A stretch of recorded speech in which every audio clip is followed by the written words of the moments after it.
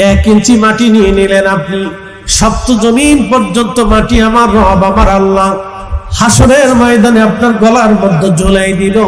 কতদিন পর্যন্ত সেটা বহন করা লাগবে বলে দিয়ে যাই। কতদিন পর্যন্ত বহন করবেন? কতদিন পর্যন্ত এই মাটি নিয়ে হাসরের ময়দান ভরে আপনি ঘুরবেন? এই ঘোরার বয়সটা কতদিন হবে আজকে হিসাব দিয়ে যাই। আল্লাহর কোরআনে বললেন তারুজুল মালাইকাতু আর রূহু ইলাইহি ফি ইয়াউমিন কানা মিকদারুহু 50 আলফ সানা। ও আমার বান্দারা শোনো, রূহ এবং মালাইকা ফেরেশতারা যেই দিন আল্লাহর দরবারের দিকে ধাবিত হতে থাকবে, সে হাসরের মাঠ, হাসরের ময়দান, হাসরের দিন। ও আমার বান্দারা, দুনিয়ার 50,000 বছর এক জায়গা করলে যত বড় হবে, হাসরের একটা দিন হবে তত বড়।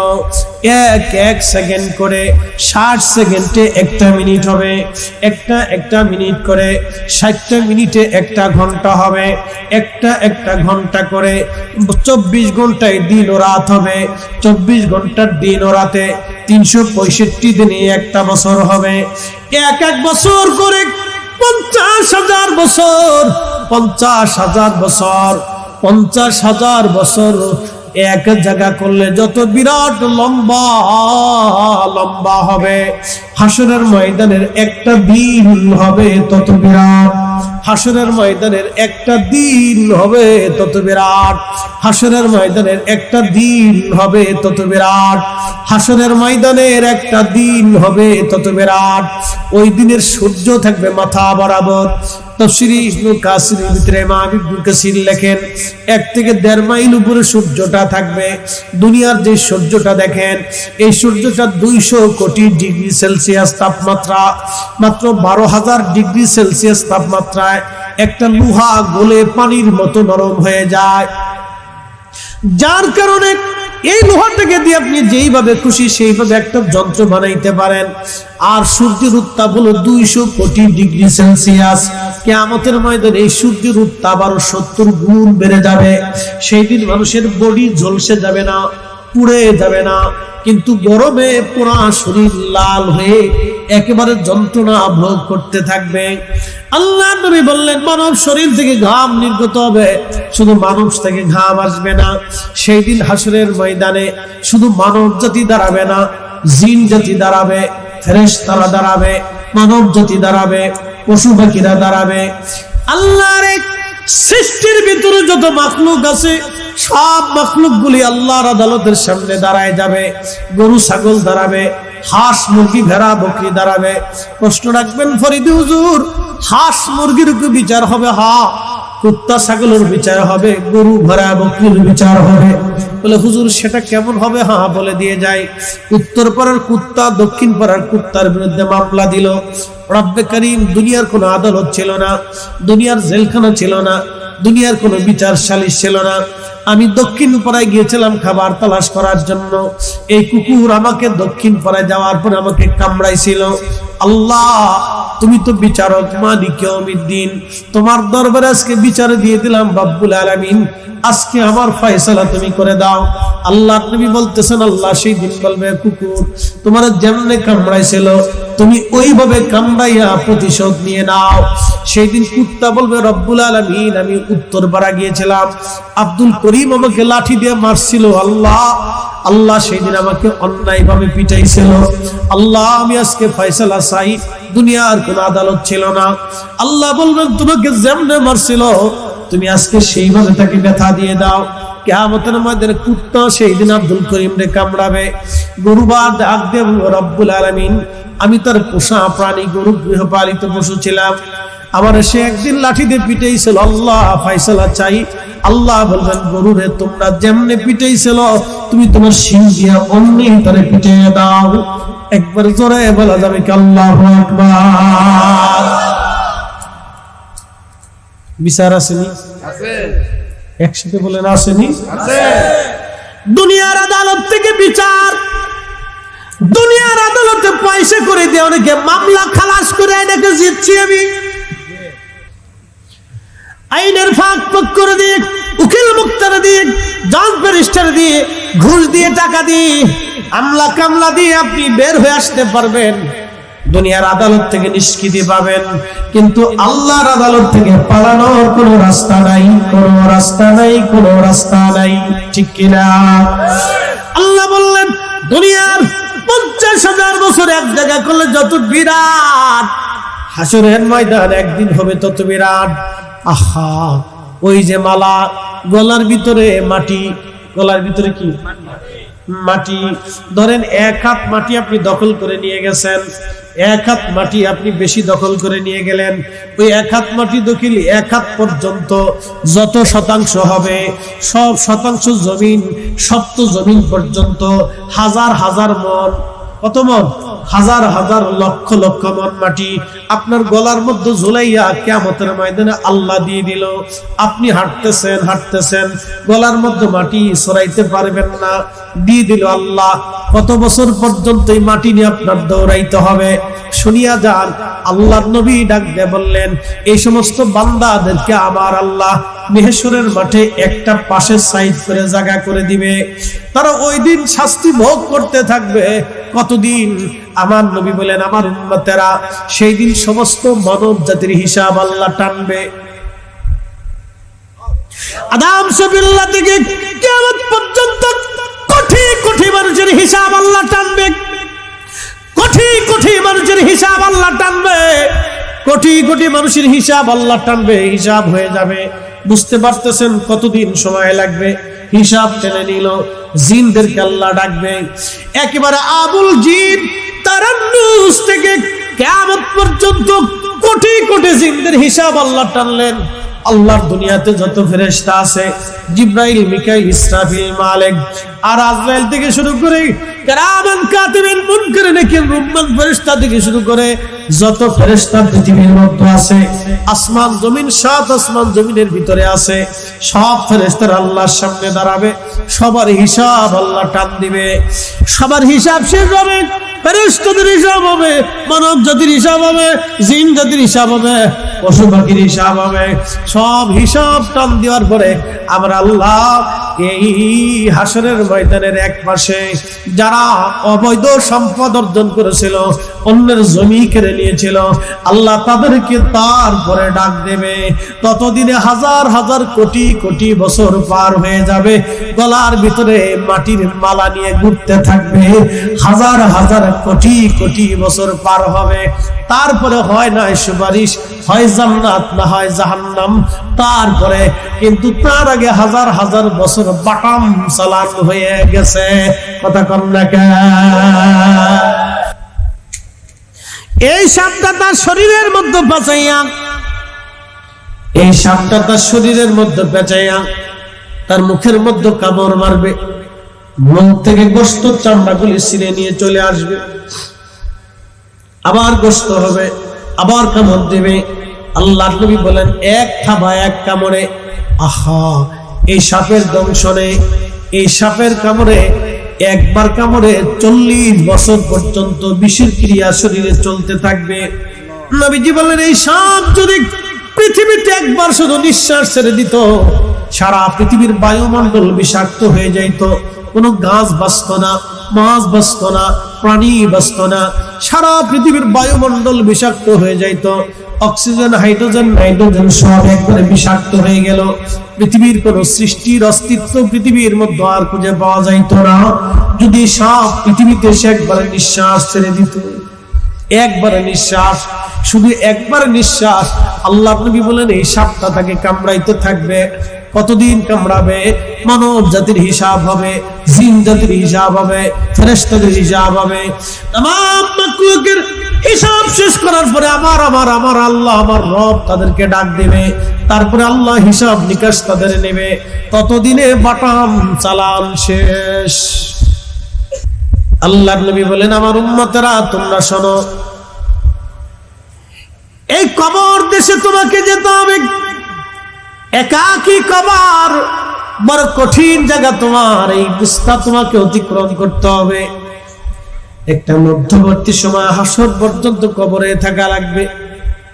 বন্ধুরে, সনাতন ধর্মের যারা আছে তারা বলে আবার আসিব ফিরে, ধানসিঁড়িটির তীরে, নবান্নে, বাংলায় হয়তো শালিকের বেশে আবার আসিব ফিরে, ধানসিঁড়ির তীরে নবান্নে বাংলায় হয়তো শালিকের বেশে।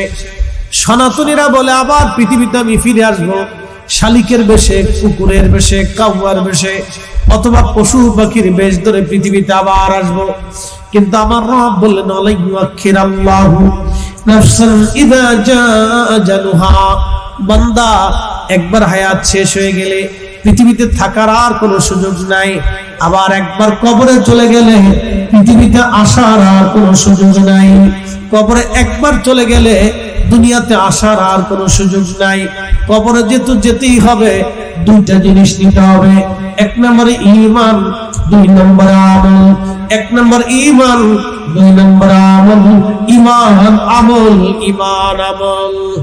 আল্লাহর নবী বললেন, আমার উম্মতেরা রে, কবরের ভিতরে আল্লাহ 99টা সর্প দিয়ে দিবে, এই সাপ থেকে আযাব দিতে থাকবে। কবরের ভিতরে 99টা সাপ আসবে, তাকে দংশন করতে থাকবে, আযাব ও শাস্তি দিতে থাকবে। ইল্লিন সিজ্জিনের ব্যবস্থা আমার আল্লাহ করে দিবেন, হয় জান্নাত না হয় জাহান্নাম। আল কবরু রাউযাতুম মিন রিয়াদিল জান্নাহ, কারো কারো কবর আল্লাহ জান্নাতের বাগান বানিয়ে দিবে। আও হুফারাতুম মিনান নার, কারো কবরটাকে আল্লাহ জাহান্নামের টুকরা বানিয়ে দিবে। কারো কবর জান্নাত হয়ে যাবে, কারো কবর আল্লাহ জাহান্নাম বানিয়ে দিবে। অতএব কবরের জিন্দেগি বড় কঠিন। এই জিন্দেগিতে আপনার কেউ আপন নাই, বন্ধু বান্ধব আত্মীয় স্বজন যাই বলেন, কেউ আমার আপন নাই, আপনারও আপন নাই। আপনার ইন্তেকালের পরে আপনার কবরের পাশে মানুষ যাবে না। একজন বিজ্ঞানী, একজন জ্ঞানী তিনি লিখলেন, out of sight, out of mind. মানুষ চোখের আড়াল হলে মনের আড়াল হয়ে যায়, মানুষ চোখের আড়াল হলে মনের আড়াল হয়ে যায়। এখানে অনেকের বাবা মা কবরে চলে গেছে, বুকে হাত দিয়ে বলতে পারবেন না, হুজুর সপ্তাহে একদিন জিয়ারত করি, মাসে একদিন করি, প্রত্যেক দিনই করি, 5 ওয়াক্ত করি। অথচ আপনার মা কান্না করার সঙ্গে সঙ্গে আপনাকে কোলে নিয়ে আদর করে চুমা খেয়ে আপনাকে খাবার দিত, আপনাকে ঘুম পাড়াইতো। আপনি কান্না করার সাথে সাথে আপনার বাবা আপনাকে কোলে নিয়ে আদর করে আপনার কান্না বন্ধ করত। কিন্তু আপনার বাবা মার কবরের কান্না আপনি বন্ধ করতে পারতেছেন না। একটা বারও কবরের পাশে যান না, জিয়ারতে দাঁড়ান না। তার মানে বোঝা গেল কবরের দেশে আমরা যেমন বাবা মাকে ভুলছি, আমাদের ইন্তেকালের পরও আমাদের সন্তানরা আমাদেরকে ভুলে যাবে। Out of sight, out of mind. মানুষ চোখের আড়াল হলে মনের আড়াল হয়, চোখের আড়াল হলে মনের আড়াল হয়, চোখের আড়াল হলে মনের আড়াল হয়। শুনিয়া যান বাবা মুসলমান, চলে যেতেই হবে কবরে। কি নিয়ে যাওয়া লাগবে? 1 নম্বরে ঈমান, 2 নম্বরে আমল। চলে যেতে হবে কবরে। আমার রব আমার আল্লাহ বললেন, ফাহিয়াকুম, তুমি মৃত ছিলে, তোমার জীবন দিলাম। সুম্মা ইউমিতুকুম, এরপরে তোমার আবার মৃত্যু দিয়ে দিব। সুম্মা ইউহয়িকুম, এরপরে আবার তোমার জিন্দা বানাবো। ও মুসলমান, মনোযোগ দেন। কবরে নামানোর আগে আল্লাহর বান্দার যখন মৃত্যুর সময় ঘনিয়ে আসে, আহা, বন্ধু বান্ধব আপনজন কতজন তার পাশে থাকে। বাংলাদেশের বড় বড় গ্রুপ ইন্ডাস্ট্রির মালিক মারা গেল, হাজার হাজার কোটি কোটি টাকার মালিক মরে গেল, আইসিইউর ভিতরে মরে গেল। বন্ধু বান্ধব কেউ নাই, আত্মীয় স্বজন কেউ নাই, স্ত্রী নাই, সন্তান নাই, একা হয়ে গেল। মৃত্যু এসে গেল, আজরাইল তাকে নিয়ে চলে গেল একা, আসলো একা, চলে যাবে একা। শূন্য হাতে এসেছে, শূন্য হাতে চলে গেল। মাঝখান থেকে দুনিয়ার ভিতর থেকে শুধুমাত্র নিয়ে গেল মাত্র সাদা মার্কিন কাপড়, 3টা কাপড় ছাড়া আর সঙ্গে দুনিয়ার আর কিছুই যাবে না, শুধু সাদা মার্কিন কাপড়। 1000 বছর চেষ্টা করেও যদি পৃথিবীর সবচেয়ে বড় ধনী আপনি হন, সাদা মার্কিন কাপড়ের চাইতে বেশি কিছু পাবেন না। কথা ঠিক কিনা? কি কাপড়? সাদা মার্কিন কাপড় ছাড়া বেশি কিছু আমার আপনার নসিবে নাই। কবর, আমার বিষয়টা হলো কবর এবং হাসর। ও মুসলমান, আমি কবর হাসর বোঝানোর জন্য আপনারা বুঝাইলাম। ছিলাম আমরা রূহের জগতে, কোন জগতে? রুহের জগতে। রুহের জগৎ থেকে আসলাম দুনিয়ার জগতে, রেহেমের জগতে। মার রেহেমের জগৎ থেকে আল্লাহ নিয়ে আসলো দুনিয়ার জগতে। দুনিয়ার জগতের নাজ নিয়ামত দেখে আল্লাহকে ভুলে গেলাম। আল্লাহ বলেন না, বান্দা থাকার সুযোগ নাই। কুল ইন্নাল মাউতাল্লাযী তাফিরুনা মিনহু ফাইন্নাহু মুলাকীকুম। হুজুর আপনি বলে দেন, আমার বান্দারা মৃত্যু থেকে পালায়, মরণ থেকে পালায়। ভারত সরকার বলল আমরা বাংলাদেশিদেরকে চিকিৎসা দেব না। এখন আপনাদেরকে প্রশ্ন করি, ভারত যদি চিকিৎসা না দেয় তাহলে বাঙালি কি মরে যাবে? আচ্ছা, ভারত সরকার যদি আমাদেরকে চিকিৎসা দেয় তাহলে বাঙালি কি 1000 বছর বেঁচে থাকবে?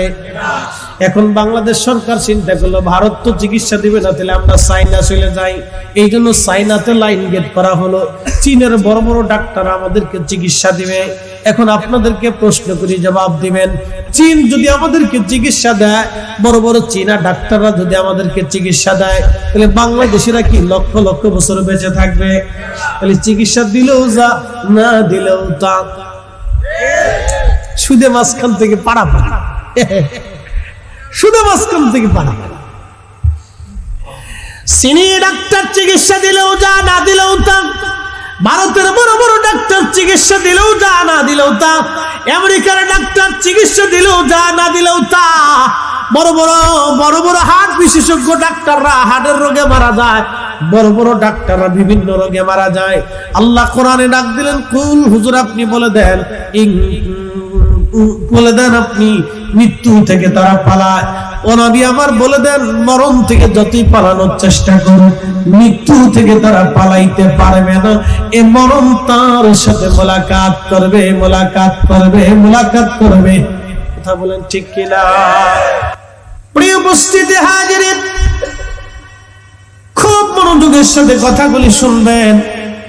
আমার রব আমার আল্লাহ বলেন, কুনতুম আমওয়াতা, তুমি নির্জীব ছিলে, নিষ্প্রাণ ছিলে। আমি রব্বুল আলামিন তোমাকে প্রাণ দিলাম, তোমাকে জীবন দিলাম। ওয়া বাদাআ খালকাল ইনসানি মিন তিন, আমি মানুষের সৃষ্টির সূচনা করেছি মাটি থেকে। সুম্মা জাআলা নাসলাহু মিন সুলালাতিন মিন মাইন মাহিন।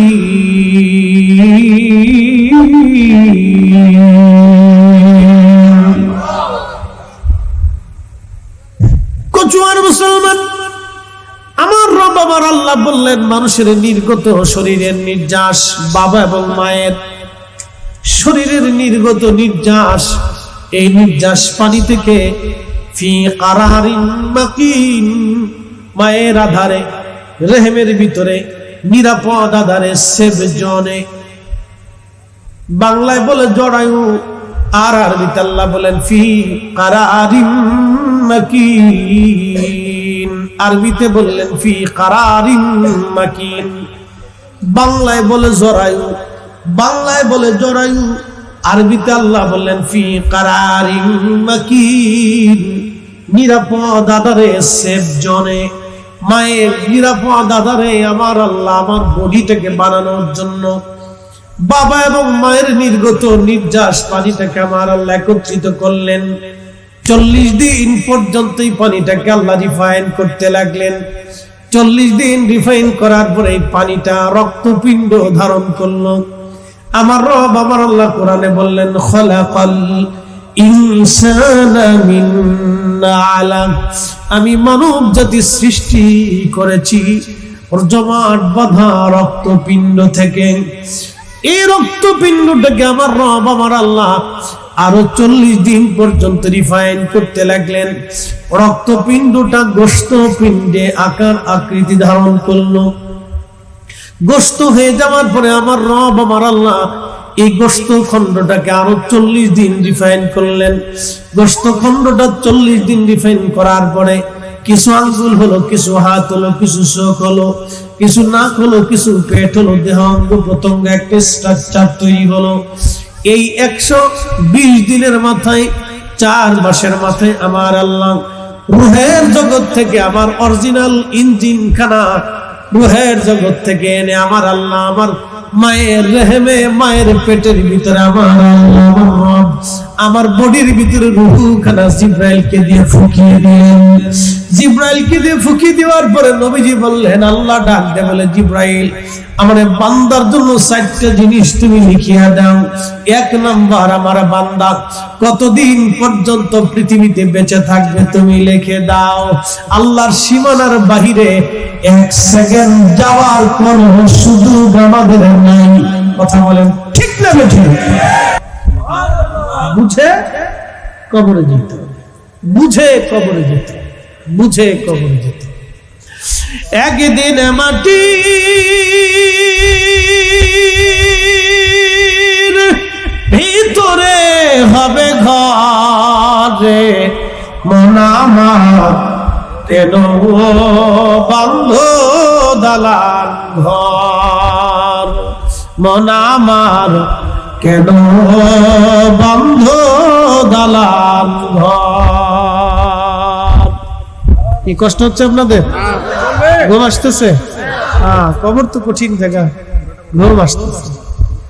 আসবে, রাত হয়ে গেছে, ক্লান্তি আসবে, ঈদের বাজার, সারফেস দিয়ে ঘোরাঘুরি দৌড়াদৌড়ি। মনোযোগ দেন, দীর্ঘ সময় কথা বলবো না, ওয়াজ আমার শেষ। খুব মনোযোগ দেন। আমি আপনাদেরকে নিয়ে ছোট্ট একটা ঘটনা সেরে আপনাদের কাছ থেকে দোয়া নেব। পৃথিবীতে বড় বড় অলি আসছে, অলিরা পৃথিবী থেকে চলে গেছে। শুধু নবীরা ব্যতীত কোন মানুষই নিষ্পাপ না। সমস্ত নবীরা নিষ্পাপ, মাসুম, বেগুন। সমস্ত অলিরা মাসুম না, তেনারা মাহফুজ, আল্লাহ তাদেরকে হেফাজত করে। কোন কোন অলিদের জীবনে ভুল ছিল, গুনাহ করছে, পরে তারা অলি হয়ে গেছে, তওবা করে। তো পৃথিবী বিখ্যাত একজন অলি ছিলেন, তার নাম পৃথিবী বিখ্যাত অলি মালিক ইবনে দিনার আল ইরাকি আল বসরি। একসাথে বলেন মারহাবা। তিনি প্রথম জীবনে মদপায়ী ছিলেন। মদপায়ী বুঝছেন? নেশা, নেশা, নেশা। আমাদের বাংলাদেশে বর্তমান ছেলেরা নেশায় ডুবছে। বলে নেশা কি? 1 নম্বর গেম খেলার নেশা। এর ভিতরে বলে কি জুয়া খেলা আছে না? নি জুয়া মোবাইলে ঢুকাই দিছে। জুয়া কিসে ঢুকাইছে? মোবাইলে। দেখবেন চিত হয়ে কাইত হয়ে মোবাইল টিপতেছে, ও দুনিয়ার আর খবর নাই। হ্যাঁ, শেষ না? শেষ। কি ফায়ার, ফ্রি ফায়ার না কি ঘোড়ার ডিম, কি কয় না কয়, টাচ খেলে সব মোবাইল। মানে আমাদের যুব শ্রেণীকে ধ্বংস করে দেওয়ার এক কঠিন সিস্টেম। এটা শেষ নাই কিছু। আমরা আগে ছোটকালে ফুটবল খেলছি, ক্রিকেট খেলছি, র্যাকেট খেলছি, তারপরে দাইরে খেলছি, কুস্তি খেলছি, তারপরে আর কত কিছু, গোল্লা শুট খেলছি। পোলাপনে খেলার নামই জানে না, খেলার ওর নামই জানে না। তা আমরা এত কিছু খেলার পরেও এখনো বয়স হয়ে গেছে, ডায়াবেটিস হয় নাই, হওয়ার সম্ভাবনা আছে। আর পোলাপনে মনে করতে খেলাধুলার ভিতর তো নাই, ওরা দিন ধরে মোবাইল টিপে গেম খেলে, ও কয়দিন পরে তো এমনি চোখ কানা হয়ে যাবে, ডায়াবেটিস হবে, প্রেশারও ধরবে, এমনি শেষ। মানে আগামীর প্রজন্ম পোল্ট্রি মুরগির দিকে দাবিত হচ্ছে। কি কথা ঠিক না? আগামীর প্রজন্ম কিসের দিকে? পোল্ট্রি মুরগির দিকে দাবিত হচ্ছে। পোল্ট্রি মুরগির দিকে, খেলাধুলা বুঝে না, শুধু মোবাইল টিপে খাইতে হয়ে টিপতেছে। বাপরে বাপ! ইস, আমার এক মুসল্লি, আমার দিকে তাকা, আমার এক মুসল্লি আমার কাছে আইসে বলতেছে, হুজুর কাঁদতেছে, একটু দোয়া করে দেন। বলে কি দোয়া? বলতেছে, হুজুর আমার ছেলেটা অ্যাবনরমাল হয়ে গেছে, পাগল হয়ে গেছে। আমার দিকে তাকেন, বাস্তবতা থেকে। এই মুসল্লিরা, গুলি করিস না, সাবধান, এমনি দেশে চোর ডাকাত মারছে, বিপদ। খুব মনোযোগ দেন। তাই কান দেন, হুজুর দোয়া করেন, আমার পোলাটা অ্যাবনরমাল হয়েছে। পাগল হয়ে গেল। বয়স কত? 6-7 বছর। 6-7 বছরে অ্যাবনরমাল হয়ে গেল, পাগল হয়ে গেল। কি হয়েছে? হুজুর মোবাইল টিপতে টিপতে পাগল হয়ে গেছে। আল্লাহর কসম, আমার মসজিদে জুমার নামাজ শেষে নামাজ পড়ে বের হচ্ছে, এমন সময় এসে কাঁদতেছে, হুজুর দোয়া করেন, ওর ছেলেটা পাগল হয়ে গেছে। আমি বললাম যে ছেলেটা কি লেগে পাগল হয়েছে, মোবাইল টিপতে টিপতে পাগল হয়েছে। আমি কিন্তু দোয়া তো করবো না, তোমারে আর তোমার বউরে দুটোটাকে জুতা দিয়ে ভিড়ানোর দরকার, তোমারে আর তোমার বউরে জুতা দিয়ে ভিড়ানোর দরকার। এতটুকুন বাচ্চার হাতে মোবাইল দিলা কে, আর মোবাইলে আসক্ত হয়ে ছেলেটা পাগল হইলা কে, নিজের সন্তানরা পাগল বানাই আমার কিছু দোয়া চাইতে। কি কথা কেন আমরা আমাদের বাচ্চাদেরকে পাগল বানাচ্ছি, আমরা আমাদের সন্তানদেরকে নষ্ট করে দিতেছি। বাচ্চার হাতে মোবাইল দিবেন কেন, মেয়ের হাতে মোবাইল দিবেন কেন, কি জন্য দিত? আর ছেলে পরিণত একটু বয়স হওয়ার লগে লগে মোটরসাইকেল কিনে দিবেন কেন? কি কথা বল না? ওরে বাপ রে বাপ, ওদের মোটরসাইকেলের জালে আমরা রাস্তায় গাড়ি চালানো কেন?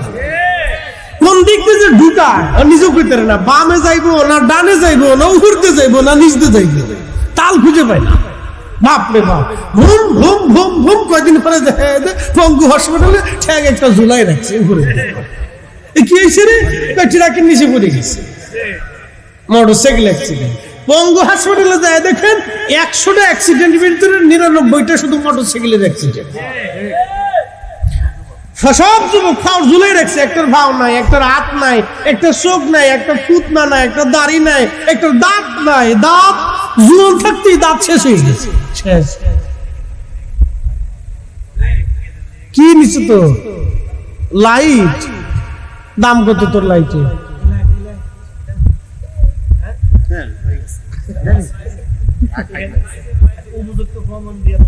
তোর এদিন লাইট। আচ্ছা খুশি নি তুই? দাঁড়া, এদিকে আয়, এদিকে আয়। শোন, আলহামদুলিল্লাহ জোরে খ, একটু লাইটটা জ্বালা। লাইটটা তোর নি। ঠিক আছে ঠিক আছে, যা যা যা যা। বাইক গেলে তো ফিরে নি খাইবো এই ডরে। ও শেষ, দুনিয়াত নাই। ও ছোট গেলে আমরা ওরকম ডরেছি। আমি আলিফ লাইলা দেখতে গেছি, আলিফ লাইলা মনে আছে তো, চুপ করিয়ে বেড়ার উপর দিয়ে ঢুকিয়ে নাইমে আলিফ লাইলা দেখতে গেছি। আয়া দেখি মা লাঠি একটা লইয়া দাঁড়াই গেছে। আজকে আলিফ লাইলা ছুটাবো, কত যে ভিডিওটি খাইছি। বাপরে বাপ, আলিফ লাইলেন দেখি, আলিফ লাইলে দেখছি, এর লেগে মা ফিটাইছে। অনফুলা ফোনে লেখটা ছবি দেখে মা ফিটাই না। কি কথা বলেন? আমরা আমাদের সন্তানদেরকে আমরা ধ্বংস করে দিচ্ছি।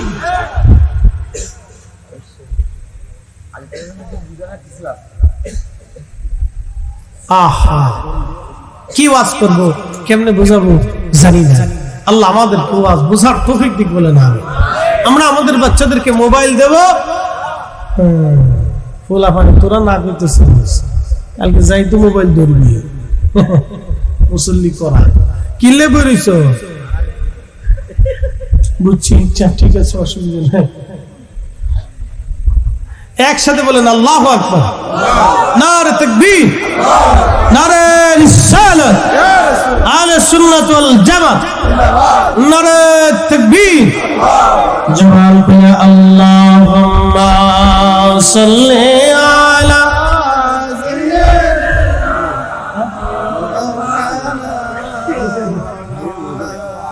ওয়া আলা আলি সাইয়্যিদিনা। একটু জবান খুলে দেন, জবানের মালিককে। জবান দিছে কে? জবান বন্ধ করবে কে?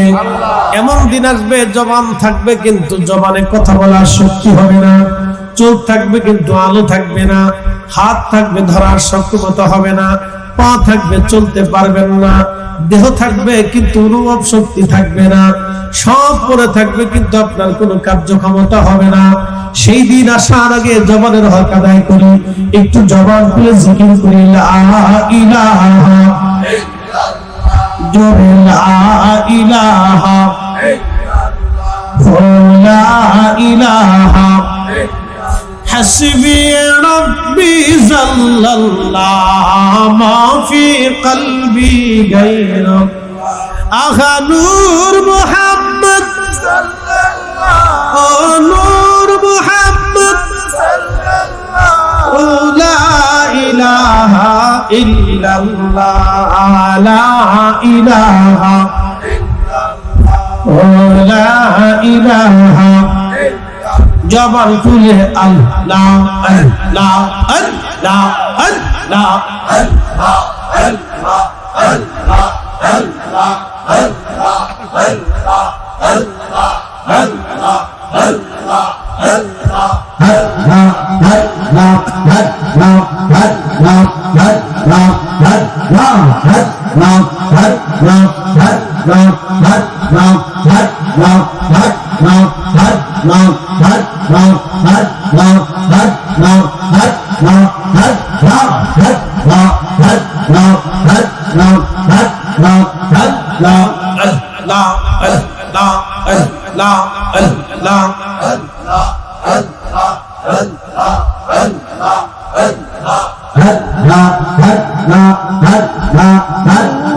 শেষে ভাটা পড়ল চিন্তা করলি না রে ভগবান আল্লাহ আল্লাহ আল্লাহ যাইতে হইবে পরস্থানে আসিলে তোমার সমন যাইতে হইবে কবর দেশে আসিলে তোমার সমন জুয়ার শেষে ভাটা পড়ল চিন্তা করলি না রে ভগবান আল্লাহ আল্লাহ আল্লাহ আল্লাহ আল্লাহ আল্লাহ মাটির পিঞ্জিরা খানি মাটিতে মিশিবে জানি মাটির পিঞ্জিরা খানি মাটিতে মিশিবে জানি সেবা যত্ন করলি তারে তেল দিয়া আশায় জুয়ার শেষে কাটা পড়ল চিন্তা করলি না রে ভগবান আল্লাহ আল্লাহ আল্লাহ আল্লাহ আল্লাহ আল্লাহ আল্লাহ আল্লাহ আল্লাহ আল্লাহ আল্লাহ আল্লাহ আল্লাহ আল্লাহ আল্লাহ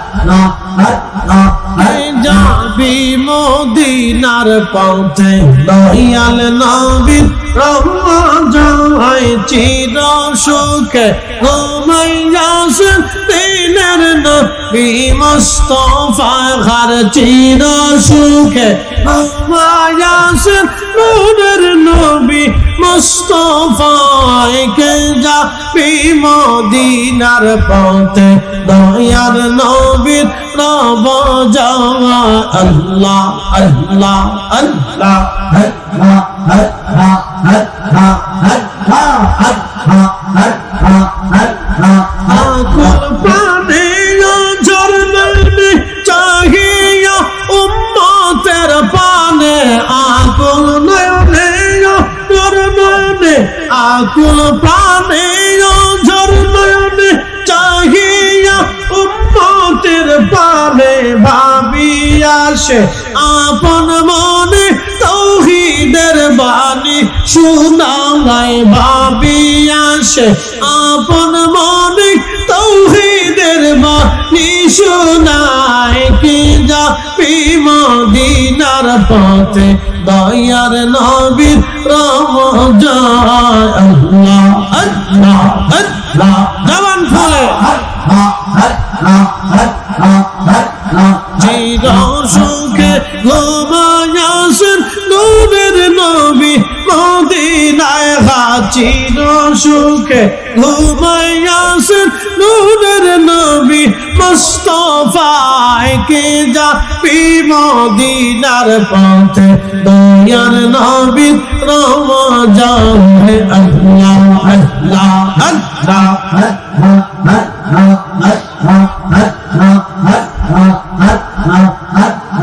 এই জগৎ হারাইবা বলে ঘরে ঘরে প্রেম বিলাইলা এই জগৎ হারাইবা বলে ঘরে ঘরে প্রেম বিলাইলে সে নামে যা মন মুজিলে পলকে সে উড়ে যাগায় সেই নামে যার মন মজিনে পলকে সে মদিনায় যায় কে যা মদিনার পথে দয়াল নবীর রওজা আল্লাহ আল্লাহ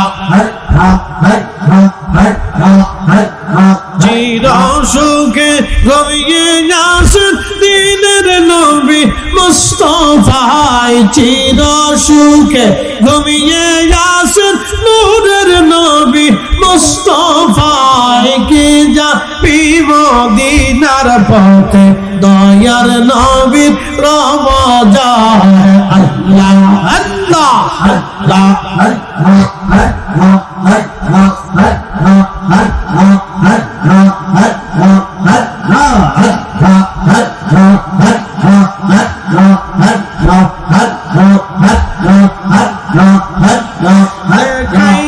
তার নামের জ্যোতি সদাই কয় ইয়া উম্মতি দেখাইতে তার নামের জ্যোতি সদাই বলবে ইয়া উম্মতি চোখের জলে উম্মতি উম্মতি বলে চোখের জলে মুখ ভাষায় নবী উম্মতি উম্মতি বলিয়া চোখের জলে মুখ ভাষায় কে যা মদিনার পথে দয়ার নবীর রওজা আল্লাহ আল্লাহ আল্লাহ আল্লাহ আল্লাহ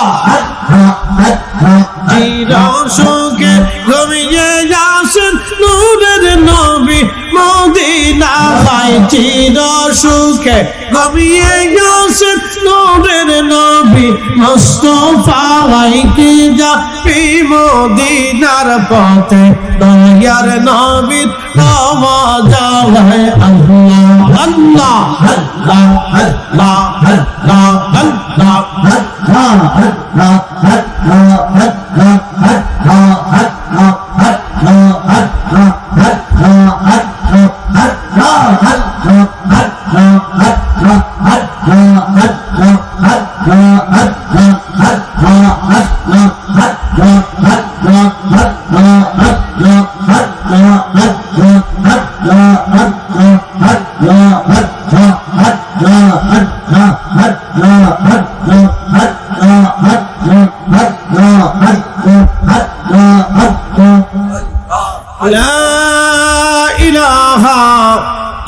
আল্লাহ মুহাম্মাদুর রাসূলুল্লাহ সাল্লাল্লাহু আলাইহি ওয়াসাল্লাম।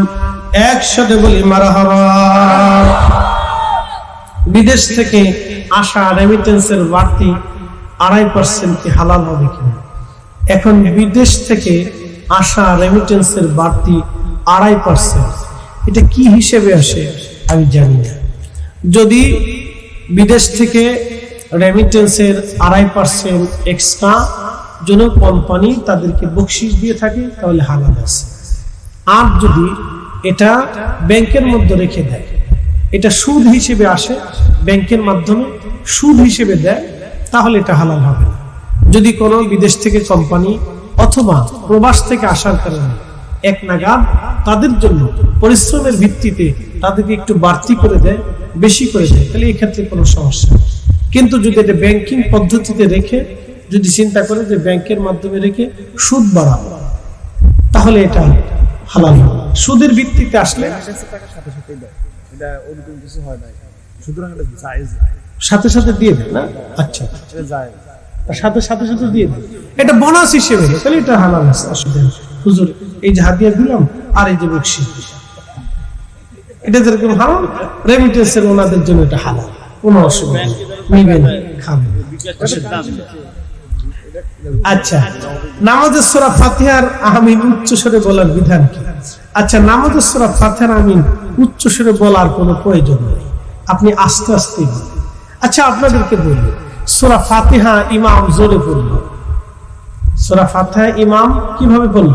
জোরে পড়ল। তো ইমাম জোরে পড়লো, এরপরে একটা সূরা ইমাম সাথ মিলাইল, অথবা সূরা ফাতিহা পড়ার পরে আমিন। তো আমিন আপনি জোরে বলার কি অর্থ হতে পারে? কেন আমিন আপনাকে জোরে পড়তে হবে? ডিস্টার্ব করার জন্য? কি জন্য পড়তে হবে? এখন সহিহ বুখারীতে আসছে একটা হাদিস আপনাদেরকে শোনাই। সহিহ বুখারীতে আল্লাহ রাসূল বলছেন, যখন ইমাম সূরা ফাতিহা শেষ করার পরে আমিন বলে, ওই আমিন ফেরেশতাদের আমিনের সাথে যদি মিলে যায় তাহলে মুসল্লিদের গুনাহ আল্লাহ মাফ করে দেয়। সুবহানাল্লাহ। একটু জোরে বলেন। এখন ফেরেশতারা আমিন কি জোরে পড়ে না আস্তে পড়ে? ফেরেশতাদের আমিন কি শোনা যায়? তাহলে ফেরেশতাদের আমিন যদি শোনা না যায় তাহলে আমার আমিন আরেকজনের শুনতে শোনার দরকার কি? এত কিছু হইলো, সুবহানাল্লাহ বলে, সুবহান রাব্বিল আযীম বলে, সুবহান রাব্বিল আলা বললেন, তাতে জোরে বললেন না, আমিন তো জোরে বলার দরকারটা কি? প্রয়োজন আছে আমিন জোরে পড়তে হবে? কারণটা কি? ইমামের কেরাত তো আমি শুনছি, তা আমিন তো আর জোরে পড়ার কোনো প্রয়োজন নাই, আমিন আসতে পড়ে। আল্লাহ রাসূল যেইভাবে পড়ছেন সেইভাবে পড়ে। ওনারা হাদিস দিবে ঠিক আছে, ওনাদের হাদিসে আমিন জোরে বলার বিধান আছে, কিন্তু আমাদের হাদিসে আমিন আস্তে পড়ার বিধান আছে। আল্লাহ রাসূল আমিন পড়ছেন কিন্তু আস্তে পড়েছেন। আল্লামা ইমাম তাহাবী শারহে মাআনিল আসারের ভিতরে এই বিষয়ের উপরে বিশদ আলোচনা করে দলিল আদিল্লাহ দিয়ে 1450 বছর পর্যন্ত এটা সমাধান হয়ে আসছে। অতএব আমিন জোরে পড়িয়া মসজিদের ভিতরে ভেজাল বাড়ানোর দরকার নাই। কি কথা বলেন? আমিন জোরে পড়ে মসজিদের ভিতরে ফেসাদ বাঁধানোর প্রয়োজন নেই। এরাই আবার ফতোয়া দেয়, দেখেন এদের কাছে জিজ্ঞেস করবেন যে হুজুর জোরে জোরে জিকির করা কি যাবে? রাফা সাউদ দিয়ে তারা ফতোয়া দিবে না, জোরে জোরে জিকির করা বেদাত। তো তারে জিজ্ঞেস করবেন যে বেটা জোরে জিকির করা যদি বেদাত হয়, বলে কেন? বলে আল্লাহ জোরে বললেও শুনে, আস্তে বললেও শুনে। তা আল্লাহ যদি জোরে বললেও শুনে, আস্তে বললেও শুনে, এই যদি তোমার ফতোয়া হয়, বলে আস্তে জিকির করাই ভালো, মনে মনে জিকির করা ভালো, এবং অল্প আওয়াজ দিয়ে, ছোট আওয়াজ দিয়ে, নিম্ন আওয়াজ দিয়ে জিকির করা ভালো, যদি এটাই হয় তাহলে আমিন জোরে বলার ব্যাপারে তোমরা সিল্লাসিল্লি করো কেন? কথা ঠিক আছে না? তোমরা আমিন জোরে বলার বলে সিল্লাসিল্লি করো কেন? তাহলে আমিন আস্তে বললেও আল্লাহ শুনে। কি কথা বল না কেন? অতএব আমরা আমিন আস্তেই বলবো। কথা ঠিক আছে কিনা? নামাজে যাতে অন্য কারো ডিস্টার্ব